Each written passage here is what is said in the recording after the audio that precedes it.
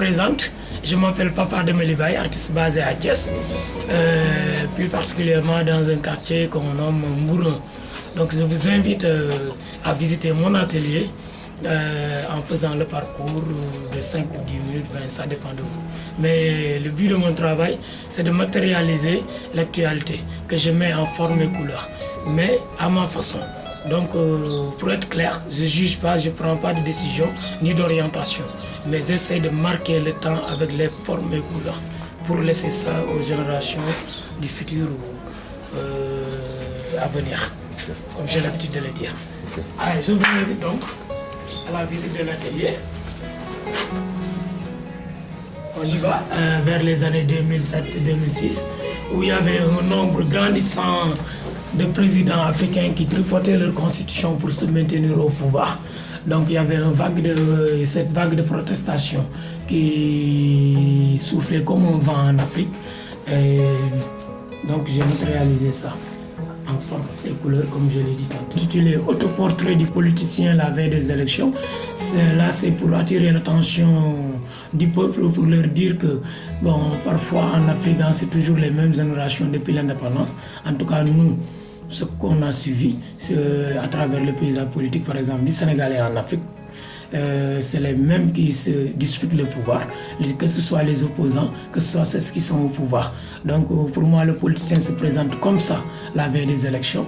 C'est le visage du politicien avec les deux yeux que j'ai symbolisés avec un pot pour matérialiser le petit déj à gauche, CTR à droite pour matérialiser notre dose quotidienne, les trois normaux, et au milieu le nez qui symbolise pour moi l'après-midi quand on veut se reposer.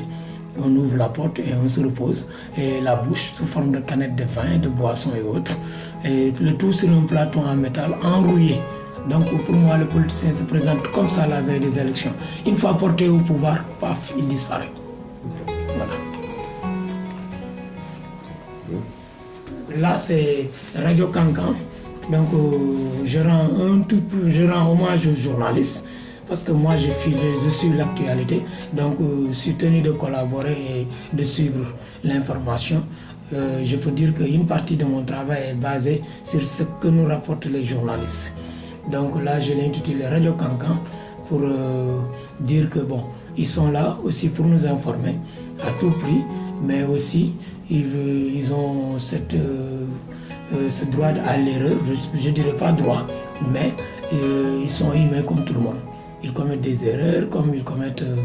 ils sont toujours dans le droit chemin, je ne sais pas comment l'expliquer.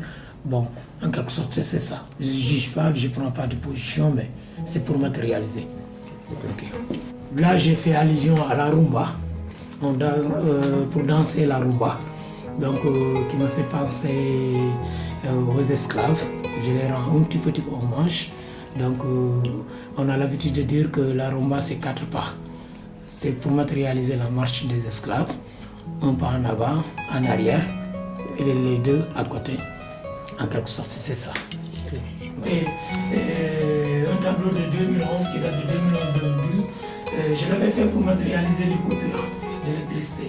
Donc, je l'avais intitulé Avis de coupure. Les nuits sont plus longues au Sénégal que les jours. L'installation, je l'ai réalisée en 2007. Toujours dans cette même démarche, c'est de rendre hommage aux journalistes qui ont été assassinés en 2007. D'après le rapport de la Fédération internationale des journalistes, basée à Londres, l'année 2007 fut l'année la plus macabre pour les journalistes à travers le monde. Il y avait 171 journalistes assassinés, les 134 par mort violente et le reste par accident. Et aussi, par coïncidence, ça a coïncidé avec les 2 mandats conflictuels de George Bush, donc, qui a allumé pas mal de foyers de tension. Une partie des journalistes sont tombés là-bas. Ils étaient partis pour nous informer à prix de leur vie. Ils sont partis, ils sont restés. Donc c'est pour cela que je l'ai matérialisé en bouteille pour dire qu'ils seront toujours parmi nous de paix. Le premier aspect, c'est du côté du thème. Parce que ce tableau, je l'ai réalisé par rapport au discours de Sarko de Dakar, ce fameux discours de Sarko. Donc j'ai pris une partie du discours, là où il disait que l'Africain s'attarde trop sur son passé et que la colonisation se justifie par les ponts et les écoles. Donc Sarko voulait dire que, pour moi, que l'Afrique, en venant, les colons en venant en Afrique, ils n'avaient pas trouvé une civilisation. Or, lorsque j'ai fini avec l'art premier, ou l'art primitif, je me suis rendu compte que l'Afrique avait une société bien structurée, où il y avait un chef, autour de ce chef, il y avait un groupe qui décidait pour le peuple, donc, et ainsi de suite, ainsi de suite. Donc c'est l'art premier qui matérialise ça. Et à l'occasion aussi, je rends hommage aux auteurs de l'art premier. Hein. L'autre aspect, c'est l'aspect technique. Donc ce tableau, si vous le regardez bien, ça fait 1. Mais lorsque je prends le soin de vous décortiquer le tableau, je peux le faire en 2. Pourquoi? Parce que maintenant, on a tendance à construire en appart dans les grandes villes, surtout à Dakar et aussi dans les grandes villes sénégalaises comme Thiès et autres. Donc si tu n'as pas d'espace, le tableau peut se représenter en un seul si tu as de l'espace. Donc c'est en 2, c'est l'aspect technique. C'est d'où l'appellation de tableau multifonctionnel.